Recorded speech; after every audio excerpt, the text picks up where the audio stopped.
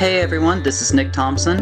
I play the character of Theodore Hinansho in Zach's campaign of the Land of Loten. Today I'm going to give you a little bit of a backstory of his character and fill you in on some of the details. So Theodore is a therianthrope, which is the fancy way of saying that he's kind of a shapeshifter. He takes on the form of a tiger. So growing up, he was actually the son of a couple of gypsies who were part of a roaming band of entertainers. They had traveled the land of Frotonus, and they had just performed for various cities and had managed to make kind of a decent living as entertainers, as well as they could be. Life was happy and good. And one day, there was a bandit attack on the entire party, which had decimated everybody. Theodore himself was badly injured in the process and was left for dead. Bastian's character and Nevin, his creator, came along and had discovered Theodore badly injured, and it was during that time that Bastian had discovered his healing abilities that were gifted to him by his goddess, Sarenrae.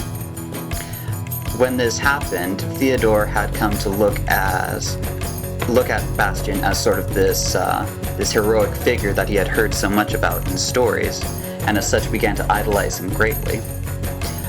Nevin and Bastian took him into their gnomic village and raised him as one of their own, though, of course, a tall 7-foot warforged and a tiger man kinda stick out like a sore thumb in a gnome village.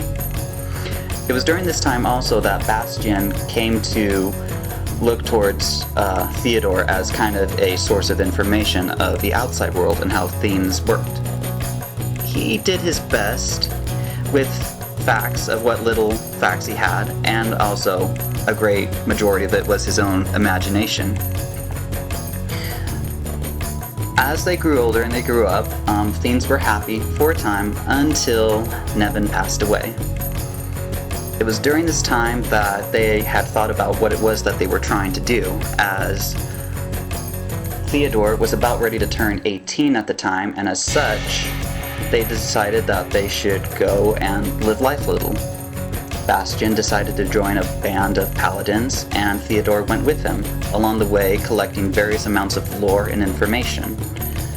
He is a storyteller, which is a tradition that was passed down to him by his parents, which allows him to use magic in runes of stories to summon great creatures from great stories that have been known since time immemorial. Now, during Bastian's training, Theodore had come across this rumor about this legendary green dragon that was practically a myth, almost like a secret, so to speak, amongst sort of the academic circles. He heard one day from Bastian that they were going on a journey, he and his group of paladins, as sort of this initiation ritual to look for this green dragon. Whether or not it existed was kind of a moot point. It was more or less a test to see how they could adapt into a wild environment. Now with that, Theodore decided at the last minute that he would join them, and the paladins decided that it was acceptable for him to come along. They had traveled into the forest, and during that time, Theodore had managed to get himself separated from the rest of the group.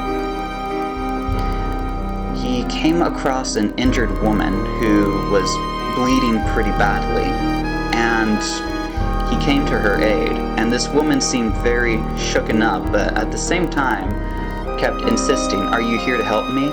Can you open yourself up to me?" Strange as the wording was, Theodore, in his desire to help another being, said yes. At that time, though, he didn't realize he was speaking to Shakava, the green dragon, and that by consenting to her demands, he had essentially signed a spiritual contract with the dragon, Shakava, and thus allowed her spirit to manifest with his. Realizing too late what he had done, he decided to keep the secret to himself because he did not want to bring shame upon Bastian or himself.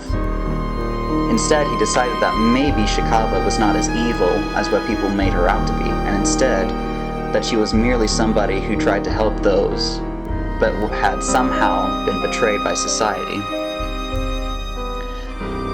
On the way back, one night, Bastian and Theodore had been sleeping when a portal opened up into the Land of Loten. And that is where one chapter ends.